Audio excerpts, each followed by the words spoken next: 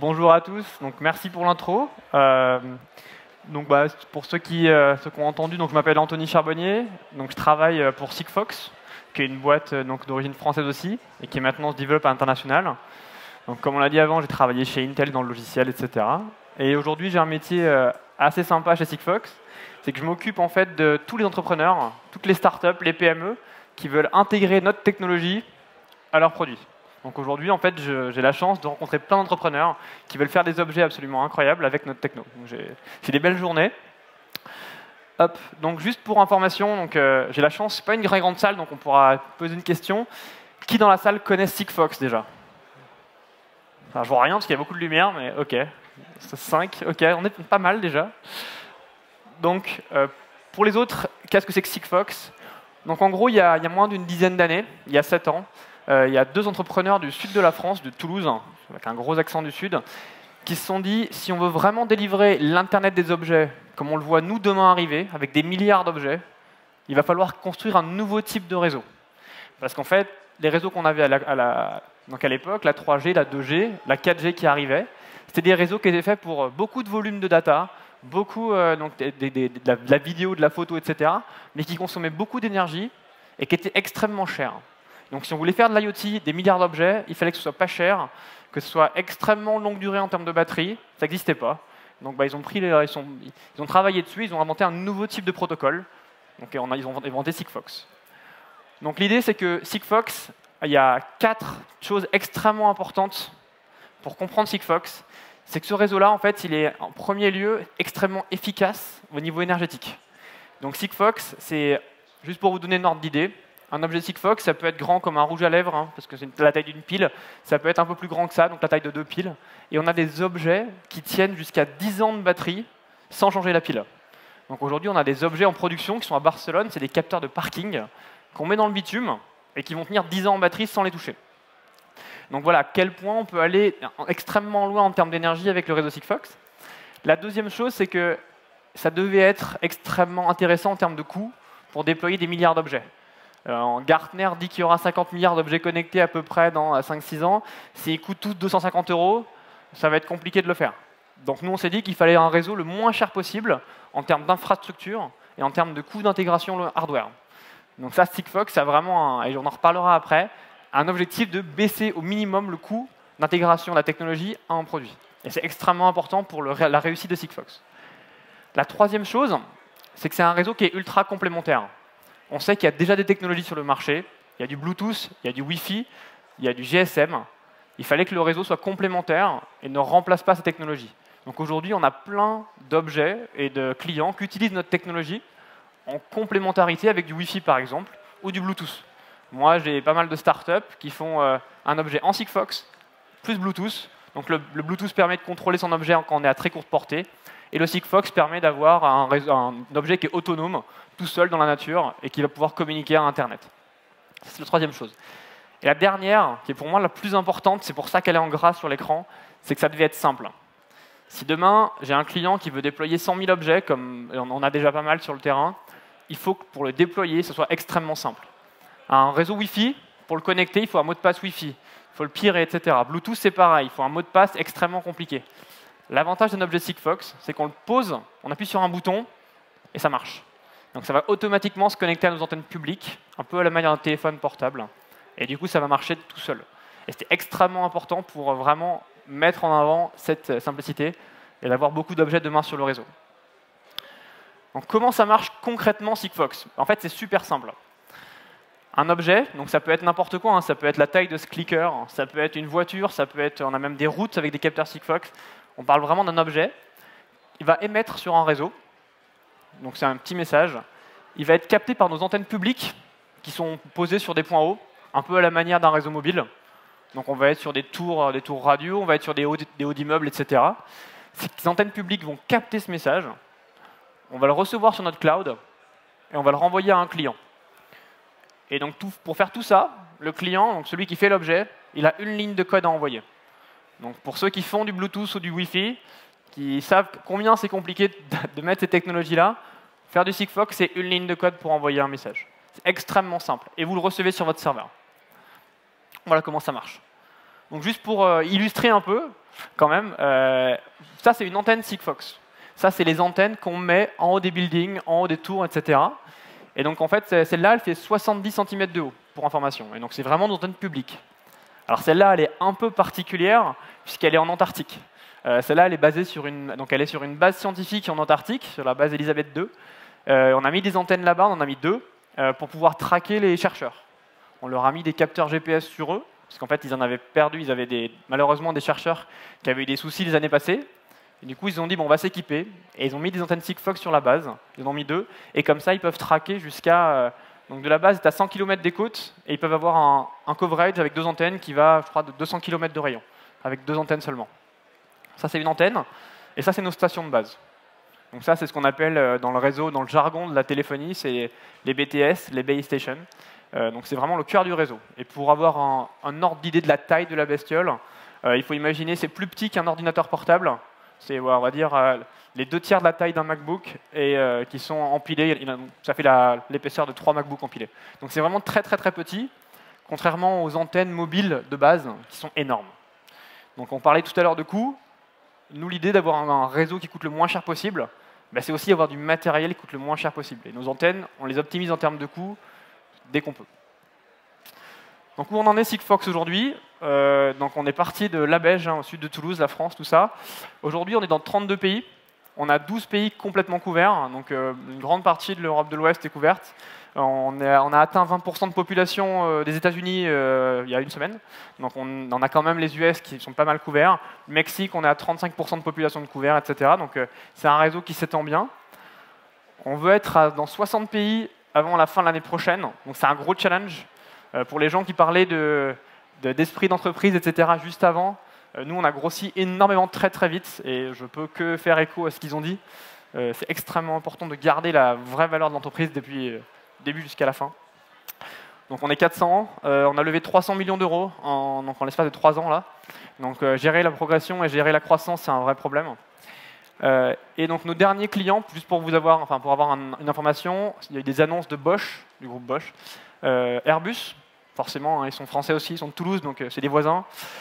Telefonica, qui est un peu plus gros, qui est un opérateur mobile. Telia, pareil. Et le plus intéressant, c'est Orange, qui est en fait un de nos compétiteurs, mais qui utilise la techno Sigfox pour leurs propres besoins de véhicules qui tournent en France. C'est assez rigolo. Donc voilà pour nos clients. Et pour imaginer un peu ce qu'on fait vraiment dans la vie, donc ça, c'est notre plus gros client. Donc si vous ne voyez pas le logo, c'est Securitas Direct. C'est une entreprise qui fait des alarmes en Europe, et notamment donc en France. Je ne sais pas s'ils sont au Canada ou aux US, je ne sais pas exactement. Donc ils font des alarmes qu'on met dans les maisons. C'est-à-dire des boîtiers qui sont connectés en 3G et en 4G à Internet pour la caméra, etc. Et le problème qu'ils avaient, c'était qu'il y a 4 ans, ils ont commencé à s'apercevoir, il y avait des cambrioleurs qui venaient avec des brouilleurs de 3G et de 4G chez les personnes et qui rendaient l'alarme totalement inopérante. Du coup, avoir une alarme qui n'alarme pas, ça ne sert pas à grand-chose. Du coup, ce qu'ils se sont dit, c'est comment on va faire pour rendre cette alarme intelligente à nouveau. Et donc, ils ont regardé sur le marché et donc ils ont choisi Sigfox. Et donc, l'avantage de Sigfox, c'est que c'est une technologie qui est ce qu'on appelle open hardware, c'est gratuit, tout le monde peut l'intégrer. Et du coup, ils ont réussi à mettre à jour une grande partie de leur base d'alarmes sur le territoire européen avec la techno Sigfox en ce qu'on appelle over the air. Donc, ils n'ont même pas eu besoin de changer le hardware, tout ça. Ils ont mis la technologie Sigfox dans leur alarme déjà déployée. Et grâce à ça, ils ont rendu leur alarme pratiquement infaillible. C'est-à-dire qu'aujourd'hui, on ne peut plus brouiller une alarme Securitas Direct en Europe. C'est à part si vous avez un camion de l'armée, et encore, on arrive quand même à passer au travers. Ils ont une valeur ajoutée qui est incroyable par rapport à la concurrence, puisque les concurrents, eux, continuent d'être brouillés par un petit brouilleur à 100 € sur AliExpress. Et aujourd'hui, ils ont déployé plusieurs millions d'alarmes en Sigfox. Donc juste pour info, ça c'est notre plus gros client, pour mettre un peu de concret dans ce qu'on fait. Un des très gros cas d'usage qu'on a aussi, c'est le tracking de palettes. Ça peut paraître bête, mais il y a plusieurs centaines de millions de palettes dans le monde. Et c'est assez marrant de voir les chiffres, mais il en est perdu un nombre incroyable. Des vides, des pleines, etc. Enfin, c'est hallucinant. Du coup, là, l'idée, c'est d'arriver avec une solution qui coûte vraiment très peu cher, connecter la palette pour comprendre où elle est en permanence. Et donc, ça peut paraître stupide comme cas d'usage, mais c'est extrêmement intéressant, puisqu'ils arrivent à en récupérer beaucoup, là où avant, c'était de la perte pure. Donc, ça peut paraître rien, mais connecter une palette, c'est extrêmement intéressant en termes de business. Un des autres cas d'usage qui est intéressant, c'est au niveau agricole. Nous, on ne pensait pas, quand on a commencé à Sigfox, que l'agriculture serait un énorme vecteur de technologie. Et en fait, le besoin a vraiment tiré le marché. Et aujourd'hui, on a beaucoup d'entreprises qui développent des capteurs agricoles. Donc là, on en voit un. Celui-là, il a 3 ans ou 4 ans de durée de vie de batterie. On le pose dans le sol. Il va mesurer l'hygrométrie. Il va mesurer pas mal de constantes dans le sol. Et il va les renvoyer en Sigfox. Donc pareil, hein, ça coûte dans l'essence 200 €. Et ça rend un service qui est incroyable.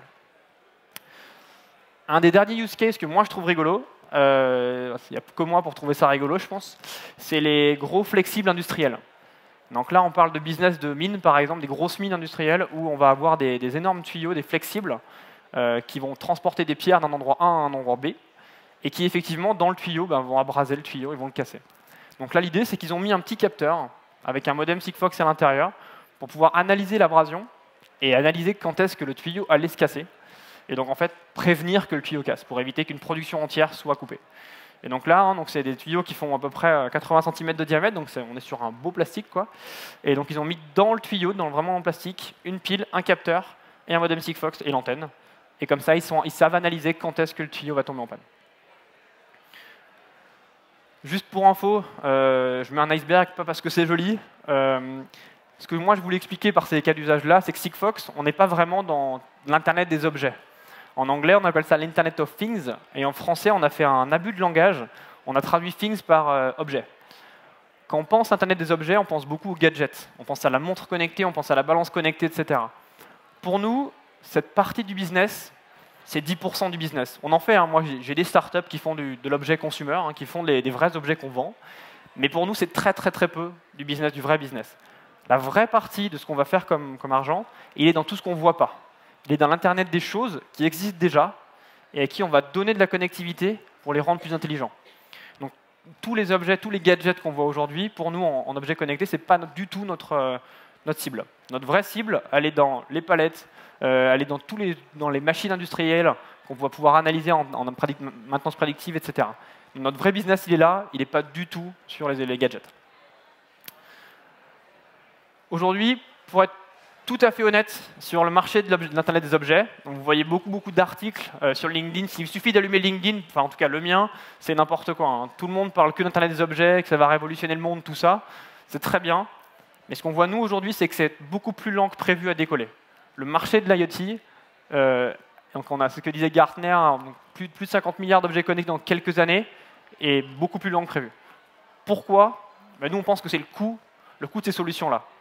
Tout à l'heure, je disais que j'avais des clients qui voulaient déployer des centaines de milliers d'objets.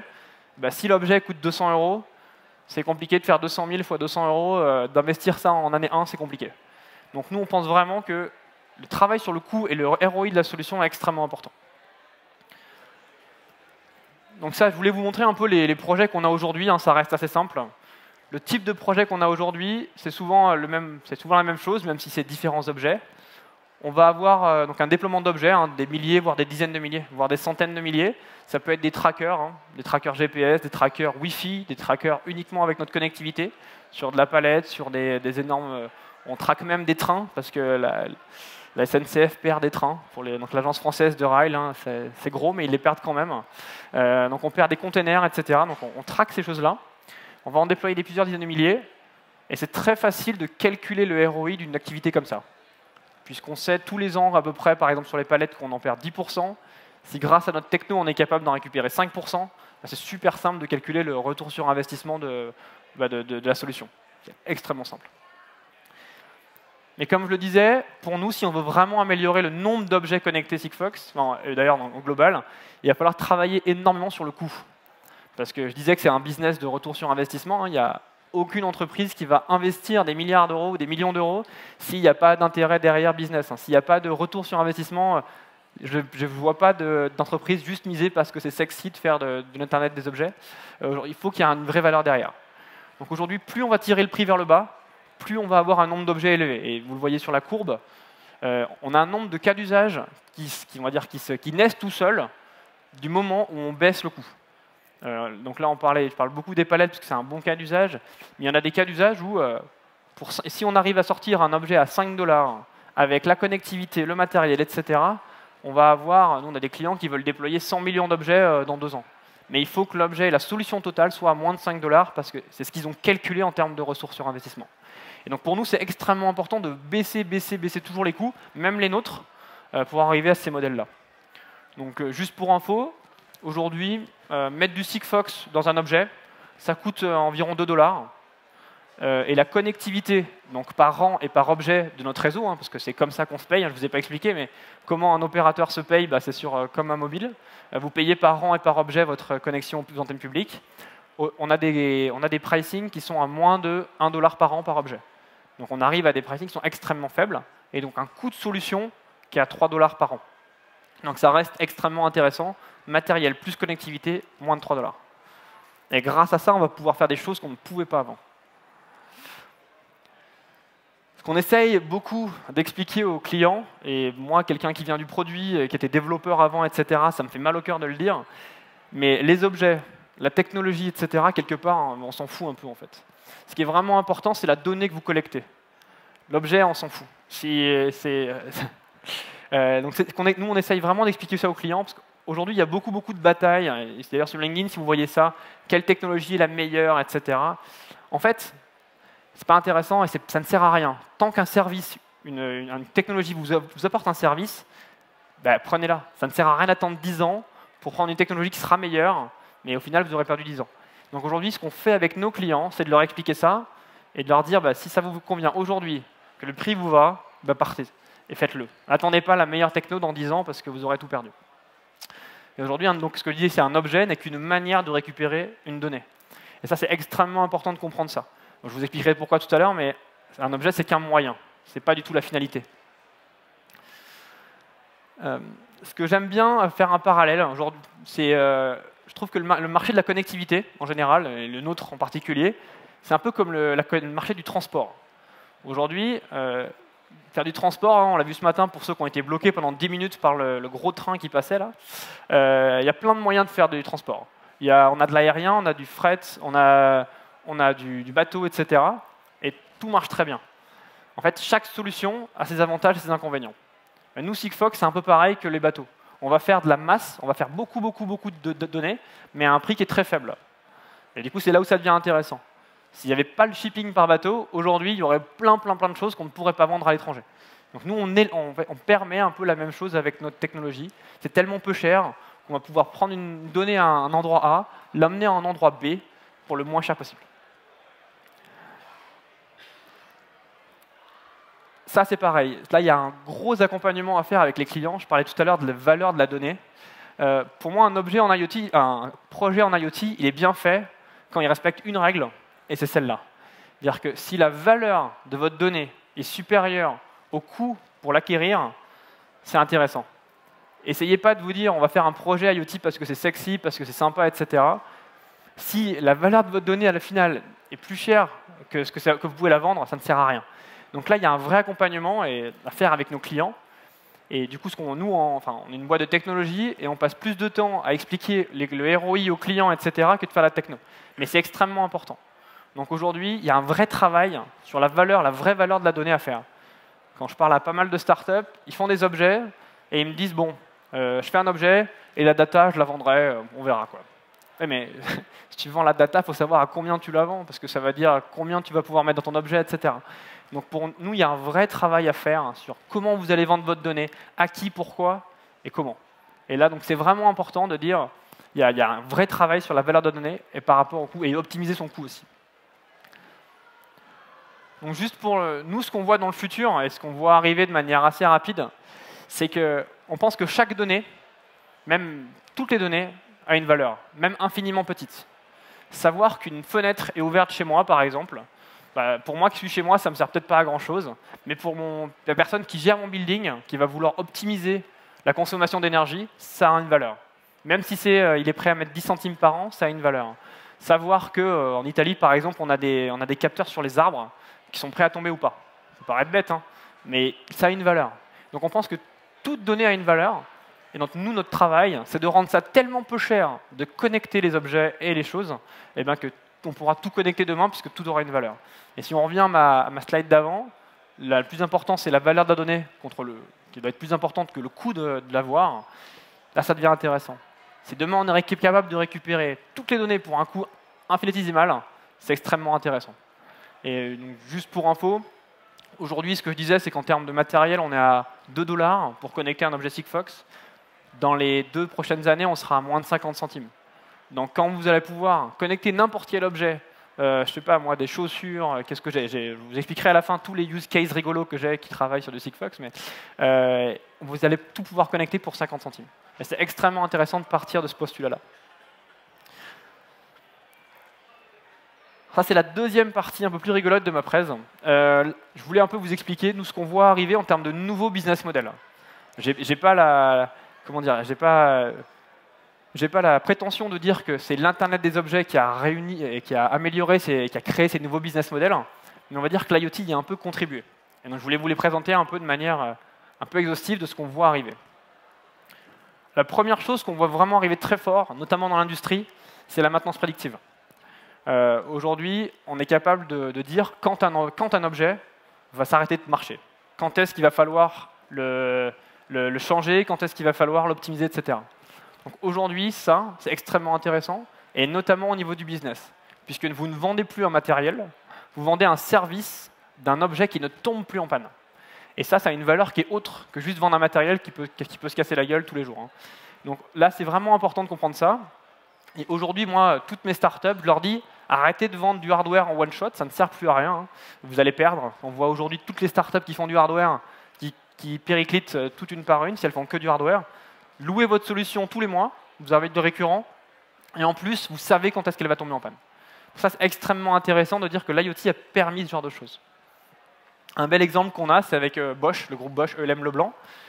Ils ont connecté environ 100 000 de leurs chaudières. Donc c'est vraiment des chaudières qu'on a chez soi, qui nous chauffent l'eau, quoi, hein. Ils ont mis un petit module à 2 $ à l'intérieur, et ils analysent avec quelques capteurs comment marche la chaudière. Et avec ça, ils arrivent à prédire quand est-ce qu'elle va tomber en panne. Donc ça peut paraître un peu surréel, mais c'est vrai. Et pour eux, ça a 2 effets assez sympathiques. Le premier, c'est qu'ils sont capables de dire aux clients, avant que ça arrive, votre chaudière va tomber en panne. Donc ils évitent une mauvaise expérience au client de la marque. Et donc potentiellement de perdre le client. Donc ça, c'est la première chose, c'est extrêmement important. La deuxième chose, c'est qu'en fait, avant que ça tombe en panne, donc on va être capable de dire, bon, bah, votre chaudière va tomber en panne, je vais vous envoyer un réparateur. Et du coup, ELM Leblanc va envoyer ses propres réparateurs. Là où si elle était tombée en panne, on aurait envoyé les réparateurs qu'on a trouvés le dimanche soir à minuit sur Google. Donc là, c'est aussi important parce qu'ils sont capables de récupérer du business là où potentiellement ils l'avaient perdu. Donc rien qu'avec un petit module à 2 $ et une connectivité qui coûte moins d'1 $ par an, ils arrivent à récupérer tout ce business-là qu'ils avaient perdu. Donc ça peut paraître bête, connecter une chaudière, mais pour eux, ça fait énormément de sens. Un autre use case qui fait en général plus rigoler, et c'est pas une blague, hein, on l'avait vraiment en démo il y a récemment, là, c'est les tireuses à bière connectées. Donc pourquoi les tireuses à bière connectées?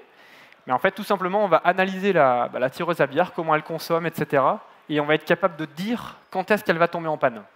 Et ça, pour un bar, être capable de dire que ma tireuse à bière va tomber en panne avant le samedi soir, c'est extrêmement important. Parce qu'ils peuvent perdre un chiffre d'affaires qui est incroyable juste sur un jour. Donc ces gens-là, ils vendent un service de tireuse à bière connectée qui ne tombe jamais en panne. Et s'il y a le moindre problème, ils viennent la changer. Donc là, c'est pareil, ils arrivent à se distinguer de la concurrence comme ça. Un nouveau use case qu'on voit arriver beaucoup aussi en termes de business model, c'est la maintenance prédictive et la location en même temps.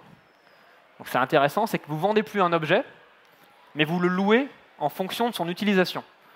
C'est-à-dire que ça peut paraître assez barbare, mais typiquement, quand on va donner un exemple, un bon exemple qu'on a, c'est Safran. Donc Safran, je ne sais pas si vous connaissez, c'est une boîte qui fait des trains d'atterrissage et plein d'autres choses, hein. Mais là, ils ont connecté leur train d'atterrissage. Donc en fait, ils louent leur train d'atterrissage aux compagnies aériennes. Ils ne les vendent pas, hein. Ils les louent. Et donc grâce à un petit boîtier que vous voyez qui est posé à côté, en fait, ils arrivent à analyser combien d'heures en direct le train d'atterrissage vole. Donc ils arrivent à le facturer en temps réel. Combien d'heures il a volé, je vous le facture. Et deuxième effet sympa, ils peuvent même analyser comment il a été utilisé. Et est-ce qu'il y a besoin de le changer, est-ce qu'il y a eu des chocs, etc. Donc c'est tout bête, hein, mais pareil, avec un petit objet qui ne coûte rien du tout, ils arrivent à facturer en temps réel leurs clients, Et la deuxième chose, c'est qu'ils peuvent dire quand est-ce qu'il va falloir le changer, le mettre en maintenance, etc. De manière totalement automatisée, sans avoir à aller tous les jours un mec qui va regarder le train d'atterrissage. Donc c'est pareil, c'est une solution qui est toute bête, mais qui a résolu beaucoup de problèmes chez eux. Le troisième, nous, ce qu'on voit arriver très très fort, et là ça va être extrêmement intéressant, cette bataille-là va être extrêmement intéressante. Donc j'appelle ça, moi, le marché des chevaux de Troie, parce que c'est vraiment assez rigolo. Ça consiste à vous vendre, vous donner un objet connecté à un prix dérisoire, ou alors que vous pouvez accepter, dans le but de vous vendre un service mensuel par la suite. Ou alors carrément de vous vendre quelque chose après par la suite. Donc c'est assez intéressant. Je ne sais pas si vous connaissez le nouveau bouton d'Amazon, le Dash, que vous avez sûrement entendu parler, c'est assez intéressant. Parce qu'ils ne font pas de hardware Amazon, hein, ils s'en foutent du hardware. Et c'est exactement ce modèle-là. Je vais revenir. Ah oui, il y a pas de... j'ai oublié une slide, je suis désolé. Ah oui, c'est ça. Pourquoi Amazon vous commence à vous vendre des boutons, alors qu'ils faire du hardware, ils n'avaient jamais fait? Bah, la première chose, c'est que en fait, savoir quand vous avez besoin d'un produit, ça a une valeur qui est monstrueuse pour un revendeur. On a des entreprises qui dépensent des milliards d'euros tous les ans en publicité pour vous cibler et quand est-ce que vous en avez besoin, etc. Le problème, c'est que en fait, une publicité à la télé ou une publicité sur Internet, c'est peut-être pas au bon moment et vous n'avez peut-être pas besoin du produit à ce moment-là. Là, Amazon, avec son bouton, il change totalement le business model. C'est-à-dire que c'est vous qui dites à Amazon « j'ai besoin de ce produit-là maintenant ». Et en plus, ils vous fournissent un service client parfait pour la livraison, etc. Donc ça, c'est absolument génial. C'est-à-dire qu'on est passé d'un modèle où des publicitaires voulaient vous cibler et pas dépenser des millions d'euros pour le faire, à un modèle où c'est vous qui dites à Amazon j'ai besoin de ma lessive demain. Et c'est là où on change complètement le modèle de la pub. C'est assez intéressant de voir que l'IoT permet de changer un peu le modèle de la pub. Aujourd'hui, sur ce business-là, d'ailleurs, il y a deux grands vainqueurs, on va dire. Pour l'instant, c'est Google et Amazon. Amazon, comme je viens de le dire, parce que c'est des férus de données, de data, d'analyse de data, c'est incroyable. Ils analysent tout ce que vous achetez et ils sont capables de vous pousser les bons produits au bon moment. Et Google, tout simplement, parce qu'en fait, quand on a besoin d'un produit, on le tape sur Google. Et du coup, ils savent vous mettre en avant les bons produits au bon moment. Et donc, c'est pour ça qu'aujourd'hui, Google fait 96% de son chiffre d'affaires sur de la publicité en ligne, ils font que de l'AdWords, c'est leur vrai chiffre d'affaires, parce qu'ils peuvent donner des cibles très très ciblées à leurs clients, donc à tous les annonceurs, etc. C'est deux gros leaders. Et nous, ce qu'on voit arriver, c'est que demain, en fait, vos produits, ils vont tout seuls vous dire quand est-ce qu'ils ont besoin d'être changés. Donc typiquement, on peut imaginer demain, dans les machines à laver, des capteurs de, je sais pas, par exemple, d'adoucissant ou de lessive, qui se rempliront tout seuls et qui diront à Amazon, OK, là, j'en ai plus. Hop, renvoie-moi-en. Ou qui vous diront à vous, tu n'as plus de lessive, tu n'as plus d'adoucissant, ou tu n'as plus de café, par exemple. On pourrait très bien imaginer une boîte Nespresso qui, dès qu'il n'y a plus de café, envoie un message. Nous, on a ça au bureau. On s'est amusé à le faire nous-mêmes. Dès qu'il n'y a plus de tasse à café, brique de café, ça nous envoie un message pour acheter du Nespresso. Donc c'est assez rigolo. Et on voit très très bien ça arriver, mais de manière assez... c'est une grosse vague qui arrive. Et ce qui va vraiment faire peur demain, c'est quand vous saurez même plus concrètement qu'il y a besoin d'être rempli ou quoi que ce soit. Là, le Amazon Dash, Amazon, ce qu'ils voulaient faire, ce n'était pas du tout faire un bouton. Ils voulaient juste mettre en avant leurs API de refournisseurs, en fait. Leur bouton, 5 $, ça ne sert à rien. Ce qu'ils voulaient juste vous faire comprendre et vous mettre dans la tête, c'est que demain, vos objets parleront à Amazon, ils se rempliront tout seuls et vous ne le verrez même plus. Vous verrez juste la facture à la fin de l'année, en fait. C'est juste ça. Ça, c'est énorme. En termes de renversement de business, pour moi, c'est un des plus gros trucs que l'Internet des objets va permettre. C'est de connecter des objets qui ne valent pratiquement rien, avec une connectivité qui coûte encore moins cher, pour pouvoir dire « j'ai besoin d'être changé, j'ai besoin d'être rempli ». Un des clients que j'ai qui fait ça, et qui est extrêmement intelligent d'ailleurs, c'est une startup qui fait un objet de monitoring de qualité d'eau de piscine. Alors, ça peut paraître un peu bizarre comme ça, mais donc ils ont un petit objet qui fait une vingtaine de centimètres de haut. On le met dans sa piscine, c'est autonome 3 ans, avec une petite sonde, et ils sont capables de mesurer donc le pH, la température, etc. Et c'est assez intéressant parce qu'ils sont capables de vous dire combien de sel il faut mettre dans la piscine, combien de chlore il faut mettre dans la piscine, etc. Donc, s'ils vous disent combien il faut mettre, et si vous le faites, ils sont capables d'analyser combien vous consommez de chlore, de sel, etc. Et donc, ce qui est super intéressant, c'est qu'en fait, eux, leur objet là qu'ils ont vendu, en fait, ils s'en foutent. Eux, ce qu'ils veulent vous vendre, c'est un service tous les mois de vous renvoyer le sel, le chlore, etc. Parce que vendre un objet, ils savent très bien qu'à terme, ça ne fera plus aucun sens. Eux, tout ce qu'ils veulent, c'est rentrer chez vous et vous offrir un service mensuel de nettoyage de piscine. Et donc, ça, c'est intéressant, c'est que cette startup-là, ils se sont lancés dans le hardware, pas pour faire du hardware, mais juste pour faire un cheval de Troie, arriver chez vous et vous vendre un service mensuel. Et c'est assez intéressant la manière dont le business est construit. Un des autres clients que j'ai qui fait exactement la même chose, mais pour moi, ils ont été encore un peu plus loin, c'est sur le marché des bouteilles de gaz.